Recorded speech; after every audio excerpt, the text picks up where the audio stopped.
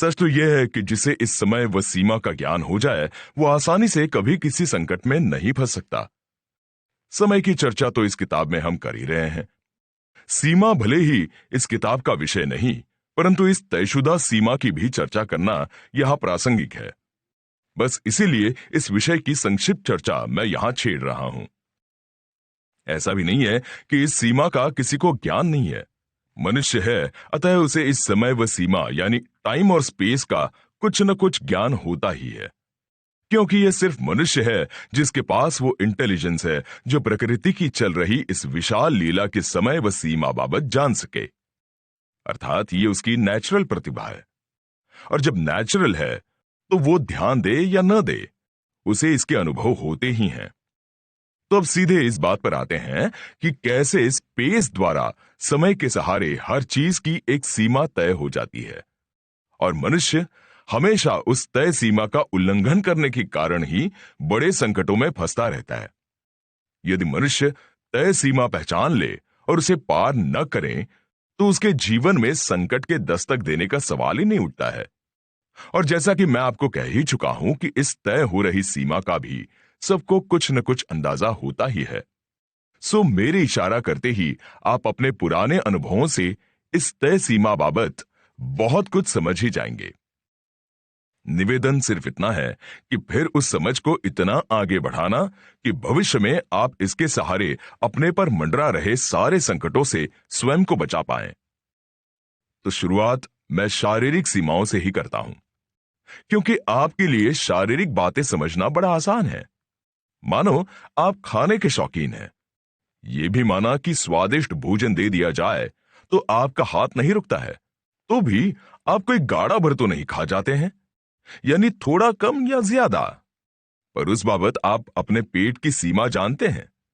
लेकिन फिर भी सच यही है कि अधिकांश शौकीन स्वादिष्ट भोजन सामने आने पर जानते हुए भी सीमा का उल्लंघन कर ही जाते हैं।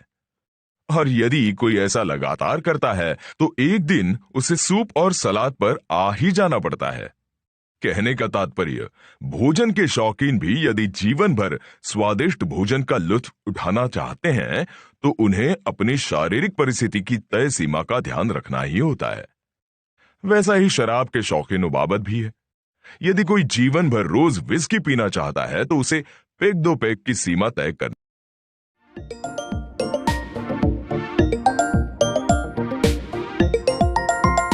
इसके जीने की भी एक सीमा है। लगातार जरूरत से ज्यादा एक्सर्शन करने वाला भी भविष्य में बिस्तर पकड़ लेता है और बिना हिलन डुलन के जीने वाला भी बिस्तर पकड़ ही लेता है। चलो ये सब तो शारीरिक बातें हैं जिनके आपको कम या ज्यादा अनुभव भी हैं, सो आप समझ भी गए होंगे और उस पर तात्कालिक अमल भी कर लेंगे। अब सवाल आता है व्यवहार का। व्यवहार में भी आपको तय हो रही सीमा के कुछ कुछ अंदाजे हो ही रहे होते हैं। दुखद बात यह है कि आप उन हो रहे अनुभवों को महत्व देकर अपने ज्ञान को उस विषय में बढ़ाते नहीं है। मानो कोई आज्ञाकारी है, आपकी हर बात मानता है, आप उससे काम भी खूब निकलवाते हैं, लेकिन कब तक? उसकी भी एक सीमा है। यदि आपने उस सीमा पर ध्यान नहीं दिया तो एक दिन वो आपकी आज्ञाएं मानना बंद कर ही देगा। अर्थात आप चाहते हैं कि वो जीवन भर आपकी आज्ञा मानता रहे, तो आपको आज्ञा देने की तय सीमा के भीतर ही उसे आज्ञाएं देनी होगी। बस ठीक वैसे ही हर एक के अपमान सहने की भी एक सीमा होती है। कोई कितना ही सहनशील क्यों ना हो, एक सीमा क्रॉस करने के बाद वो विद्रोह पर उतर ही आएगा। बस इसी तरह मनुष्य के आपसी व्यवहार तथा उसके हर रिश्तों में हर चीज की एक सीमा आपके व्यवहार और मनुष्य की साइकोलॉजी के आधार पर तय हो ही जाती है। उस सीमा के बाहर की करी गई अवहेलना, निंदा, क्रोध, बदमाशी या कुछ भी गंभीर दुष्परिणाम लेकर आएगी ही। पहली बात तो अवहेलना, निंदा, क्रोध या बदमाशी हर हाल में बुरी है, लेकिन इसकी सीमा तोड़ने पर तो ये अति गंभीर परिणाम लेकर आएगी, ये तय है। यह मत समझना कि नकारात्मक भावों की ही सीमा होती है, सकारात्मक व्यवहार की भी अपनी एक सीमा होती है। माना आप सुलझे हुए और सज्जन व्यक्ति हैं, पॉजिटिव हैं और किसी को दुख देना नहीं चाहते, अच्छी बात है, परंतु इसकी भी एक सीमा होती ही है। ये ध्यान रख लेना कि आप यदि किसी की बदमाशी एक हद से ज्यादा सहते हैं तो आप उसके महाबदमाश होने की नींव डाल रहे हैं, और यदि ऐसा करते हैं तो आप सज्जन नहीं कहे जा सकते हैं, क्योंकि आप किसी के भविष्य के साथ खिलवाड़ कर रहे हैं। वैसे ही आप किसी का झूठ छिपाते हैं या उसकी चोरी दबाते हैं तो 2-4 बार तक तो ठीक है, परंतु फिर एक सीमा के पार वो आपकी रहम के काबिल नहीं रह जाता है, उसे एक्सपोज करना ही रहा। ऐसा नहीं करते हैं तो उसका भविष्य ही आप बर्बाद कर रहे हैं। ध्यान रख लेना, कुदरत की निगाह में ऐसी सज्जनता दुर्जनता से भी ज्यादा खराब मानी जाती है। वहीं जरूरत से ज्यादा किसी को लाड़ प्यार देना भी अनेक दुष्परिणाम लेकर आता है, और माँ बाप, खासकर माएं, अपने बच्चों के ऐसे लाड़ में अक्सर पड़ जाती हैं। वे इसे अपने बच्चे के प्रति प्यार समझते हैं, परंतु वास्तव में वे बच्चे से दुश्मनी निकाल रहे होते हैं, क्योंकि गलत बात पर एक सीमा से बाहर का दिया गया प्रोटेक्शन बच्चों की छोटी मोटी बुराइयों को आदत में रूपांतरित कर सकता है। फिर जीवन भर उसका उससे छुटकारा संभव नहीं रह जाता है। खैर, ये जो बात मैंने आपसी व्यवहार के लिए कही, वही बात सामूहिक व्यवहारों पर भी लागू होती ही है। जुल्म से जुल्म शासक के भी जुल्म की एक सीमा होती है। सीमा के भीतर किया जुल्म तो जनता सह भी लेती है, लेकिन जिस रोज शासक सीमा तोड़ देता है, उसके विरुद्ध क्रांति हो ही जाती है।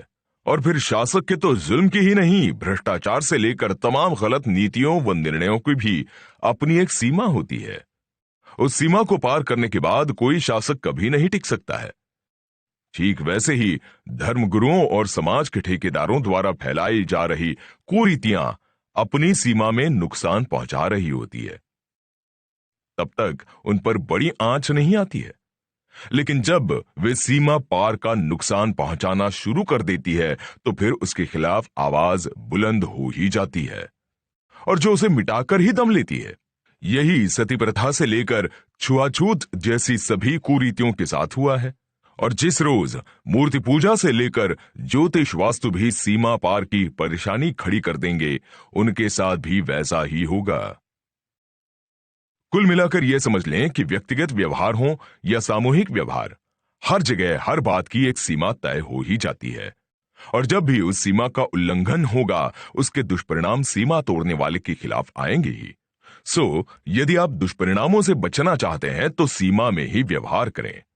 खैर, यह तो बात का एक पहलू हुआ, क्योंकि अब तक की सारी बातें जो मैंने बताई हैं वो दूसरों पर आधारित है, लेकिन आपकी अपने स्वयं के लिए भी हर चीज की एक सीमा होती है, और आपको चाहिए कि आप भी हर मामले में उस सीमा को पहचानें।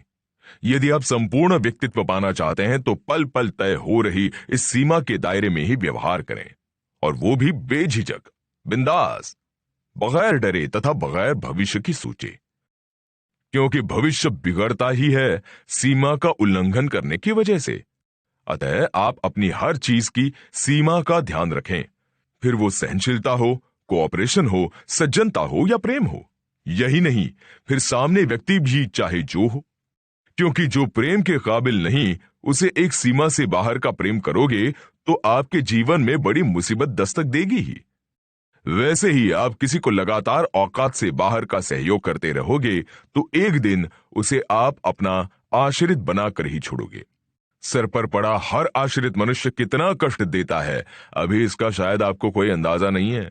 और यदि किसी का नकारात्मक और गलत लगातार सहन करोगे और करते चले जाओगे तो फिर ये तय जान लेना कि एक दिन वो आपको मार भी डालेगा तो भी उसके खिलाफ जाने की या अपने को बचाने तक की क्षमता आप अपने में नहीं पाएंगे। और साइकोलॉजिकल स्तर पर तो उस व्यक्ति द्वारा आप कुत्ते की मौत मरते दम तक रोज रोज मारे ही जाएंगे। सो थोड़ा सोचो ये कि जब अच्छाइयों की सीमा क्रॉस करने के इतने गंभीर परिणाम जीवन में आते हैं तो बुराइयां जो अपने आप में अभिशाप हैं कि सीमाएं क्रॉस करने पर क्या का क्या न हो जाता होगा। यदि आपको किसी से जलन पकड़ती है और यदि वो जलन एक सीमा में रहती है तब तो ठीक है, आप कम कष्ट पाकर मैनेज कर भी लेते हैं, परंतु यदि वो तय सीमा पार कर जाए तो फिर यह ध्यान रख लेना कि वो जलन आपके भीतर ऐसा तो फ्रस्ट्रेशन पैदा कर देगी कि फिर जीवन भर आप खुलकर हंस ही नहीं पाएंगे। बड़े से बड़ा उत्सव या ऊंचे से ऊंची खुशी भी फिर आपको कभी दिल से प्रसन्न नहीं होने देगी। वैसे ही किसी पर फाइनेंशियली या इमोशनली डिपेंड होने की भी एक सीमा होती है। यदि आपने प्रेम या विश्वास के नाम पर इसकी सीमा तोड़ी, तो फिर आप अपनी इंडिविजुअलिटी इस कदर खो देंगे कि उस व्यक्ति द्वारा दिए कोई मामूली झटके से तहस नहस हो जाएंगे। यानी आपके भीतर के हर भाव की अपनी एक सीमा होती है। आपने ध्यान नहीं दिया और उसका उल्लंघन कर दिया तो निश्चित जानो कि जल्द ही आप अपने को बड़ी मुसीबत में फंसा हुआ पाएंगे। चलो अब इसी बात को आपके रोजमर्रा के जीवन के चंद उदाहरणों का सहारा लेकर समझाता हूं। और बात की शुरुआत शरीर से ही करूं तो जैसे लगातार ज्यादा व गंदा खाने की सीमा होती है, वैसे ही लगातार कम खाने या भूखे रहने की भी सीमा होती है। इनमें से किसी भी सीमा का उल्लंघन करने पर मनुष्य को बड़ी बीमारी पकड़ ही लेती है। वैसे ही व्यवहार में कार्य करने की व कामचोरी की दोनों की सीमा होती है। यदि आप ऑफिस में अपना ही नहीं दूसरों का काम भी एक सीमा से ज्यादा करते हैं, तो धीरे धीरे ऑफिस में हर कोई आपको ग्रांटेड ले लेता है। और एक बार दूसरों ने आपको ग्रांटेड ले लिया, फिर तो आपकी खैर नहीं। फिर तो मामूली सी चूक या छोटा सा इनकार आपको विलन बना देता है।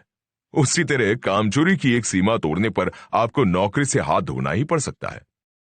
ठीक वैसे ही घर हो या ऑफिस, स्टाफ को छूट देने की या उन पर नियंत्रण रखने की दोनों की ही अपनी सीमाएं होती ही है।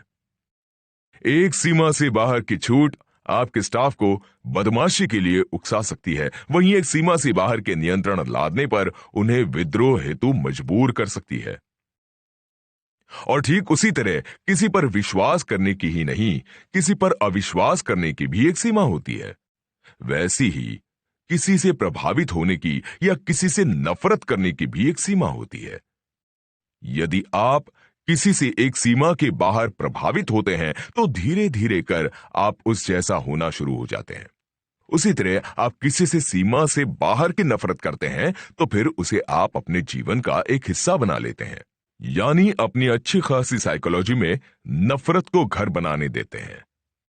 बस ऐसी हजारों हजार चीजों की सीमाओं के बाबत चर्चा की जा सकती है, जैसे किसी की बात मानने की व किसी की बात की अवहेलना करने की भी एक सीमा होती है। वैसे ही तिरस्कार करने की व तिरस्कार सहने की भी एक सीमा होती है।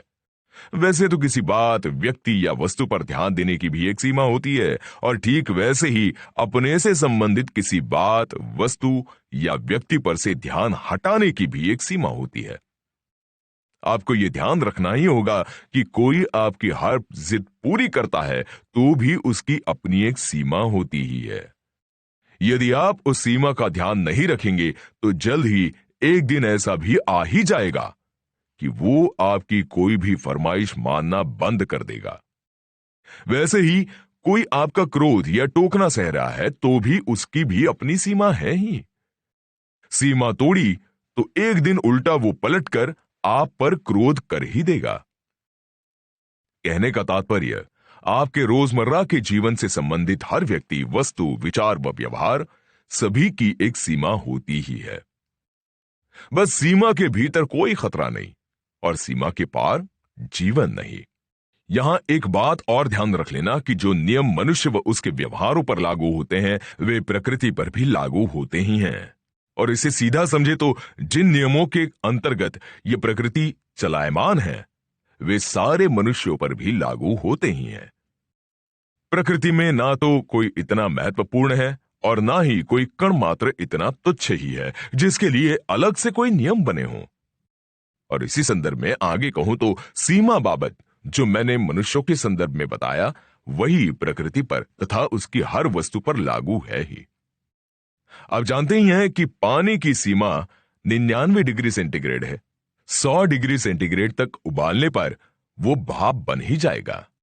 वैसे ही 0 डिग्री सेंटीग्रेड से नीचे वो बर्फ का स्वरूप धारण कर ही लेगा। वैसे ही तापमान के मामले में मनुष्य का शरीर भी सीमा में ही कैद होता है। नीचे में 82 फ़ारेनहाइट और ऊपर में 108 फ़ारेनहाइट। यह सीमा यदि मनुष्य का शरीर तोड़ देता है तो मर जाता है। और आपको यह भी बता दूं कि सुनामी से लेकर भूकंप तक सब कुछ इस संसार में एक या दूसरे पदार्थ के अपनी सीमा तोड़ने के कारण ही आते हैं। यानी प्रकृति में भी सब कुछ तभी तक ठीक चलता है जब तक उसका हर पदार्थ अपनी सीमा में रहता है। खैर, अब मैं यहां अपने बारे में बताने को प्रस्तुत हुआ हूं, सीमा पर कोई किताब तो लिख नहीं रहा हूं, और फिर आप भी वैज्ञानिक युग में जी ही रहे हैं, सो मेरा सीमा बाबत इतना इशारा करना ही आपके लिए पर्याप्त हो जाना चाहिए। उम्मीद करता हूं कि आप अपने हर भाव की सीमा को भी समझेंगे तथा अपने किसी व्यवहार की सीमा को भी नजरअंदाज नहीं करेंगे। फिर जल्द ही इस सीमा के ज्ञान के सहारे आप जीवन में आगे आने वाली बड़ी मुसीबतों से बचना भी सीख जाएंगे।